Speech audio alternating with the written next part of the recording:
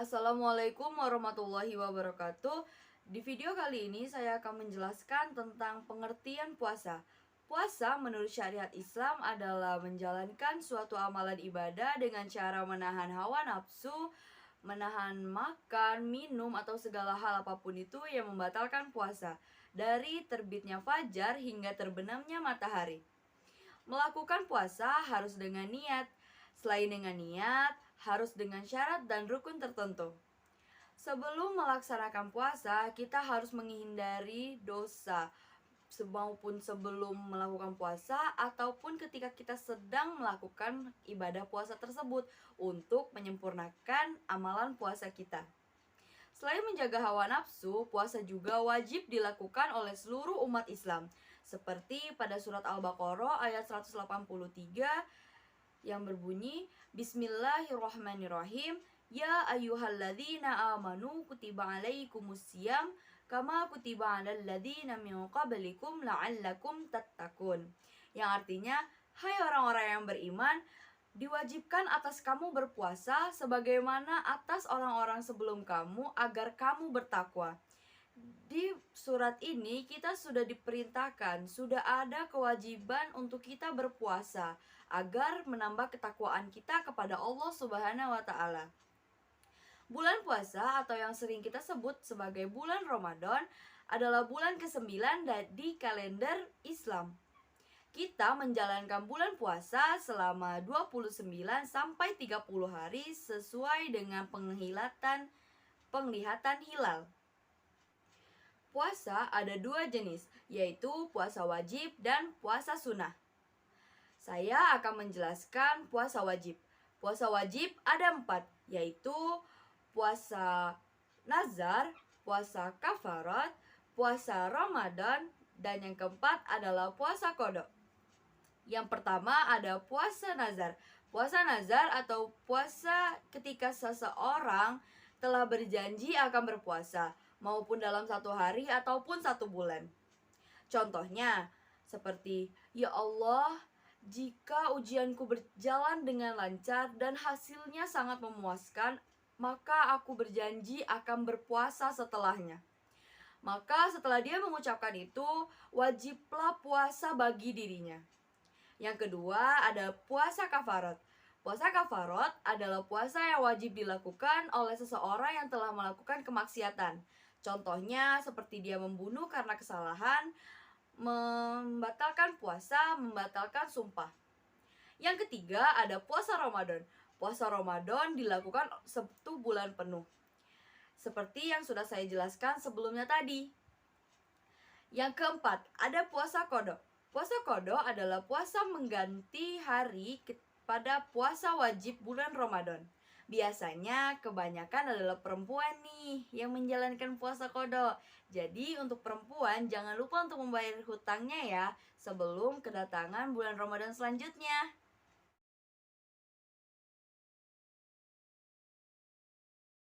Saya ingin menjelaskan tentang puasa sunnah. Puasa sunnah adalah puasa yang dilakukannya mendapat pahala dan tidak dilakukannya tidak mendapat dosa. Ada beberapa macam puasa sunnah itu. Ada banyak puasa sunnah, amalan puasa sunnah itu. Di antaranya puasa Senin Kamis, puasa Daud, puasa Nifsu Sya'ban, puasa Ayyamul Bid, dan puasa Arafah. Ada puasa awal Zulhijjah dan puasa Syawal 6 hari. Dan bacaan niat dari beberapa puasa sunnah itu diantaranya bacaan niat puasa sunnah Arafah. Bismillahirrahmanirrahim. Nawaitu shauma Arafata sunnatan lillahi ta'ala. Aku niat puasa sunnah Arafah karena Allah Ta'ala. Dan ada keutamaan puasa sunnah di beberapa puasa sunnah itu, yaitu yang pertama puasa 6 hari di bulan Syawal. Setelah tanggal 1 Syawal, di mana kita umat muslim merayakan hari raya Idul Fitri, maka pada tanggal sesudahnya sampai habis bulan Syawal, baik secara berurutan maupun tidak, disunahkan kita menjalankan puasa selama 6 hari.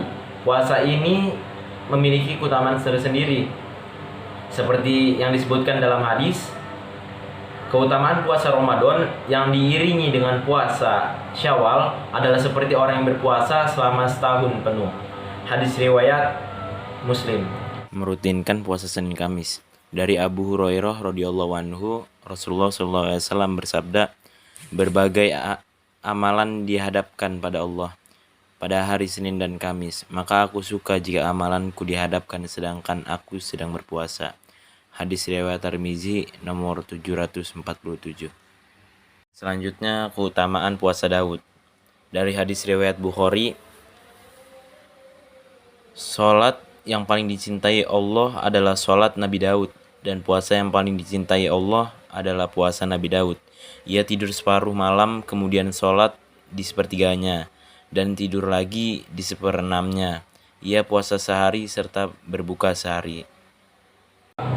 Keutamaan puasa hari Arafah pada tanggal 9 Zulhijjah adalah hari di mana para jemaat haji menjalankan wukuf di padang Arafah. Itulah kenapa tanggal 9 Zulhijjah disebut dengan hari Arafah. Dan puasa sunnah di hari itu dinamakan puasa Arafah. Seperti yang disebutkan dalam sebuah hadis, keutamaan puasa Arafah adalah akan dihapusnya dosa yang lalu, tahun lalu, dan dosa-dosa yang tahun akan datang. Itu hadis riwayat Muslim. Nah, yang dimaksud dengan dosa-dosa tersebut adalah dosa-dosa kecil, karena kita tahu bahwa dosa-dosa besar itu bisa dihapus dengan taubatan nasuha. Namun kita juga tidak boleh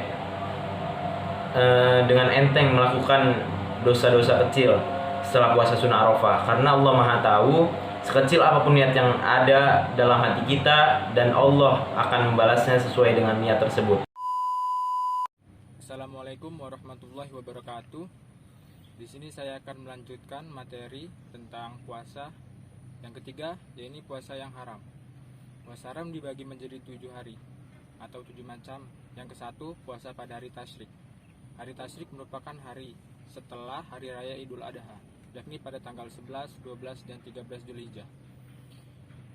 Adapun hadis yang menjelaskan bahwa puasa tasyrik adalah haram, hadis riwayat Muslim yang berbunyi, hari tasyrik ialah harinya makan, minum, dan banyak-banyak mengingat Allah.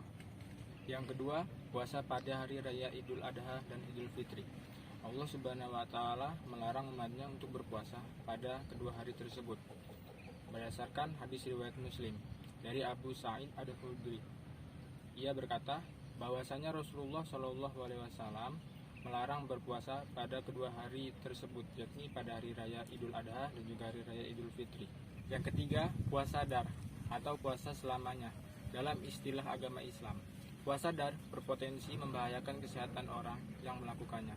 Rasulullah Shallallahu Alaihi Wasallam menyatakan keharaman puasa ini dalam sebuah hadis. Tidak ada puasa bagi yang berpuasa setiap hari tanpa henti, begitupun mengulang kedua kali. Hadis riwayat Muslim. Yang keempat, yakni puasa pada hari Syak. Hari Syak berarti hari yang diragukan, yakni pada tanggal 30 bulan Sya'ban atau akhir bulan Sya'ban. Kenapa puasa ini diharamkan? Karena Nabi SAW pernah bersabda yang diriwayatkan oleh Bukhari yang berbunyi, siapa yang berpuasa pada hari Syak, maka dia telah bermaksiat kepada Abdul Qasim. Yang kelima, puasa pada saat haid dan nifas. Ini khusus wanita. Wanita yang sedang haid dan nifas tidak diperbolehkan untuk berpuasa dan puasanya tidak sah bila dilakukan. Rasulullah SAW bersabda, bukankah jika wanita menjalani haid itu tidak sholat dan tidak puasa? Itu bentuk kekurangan dalam agamanya. Hadis riwayat Bukhari. Yang keenam, puasa pada hari Jumat.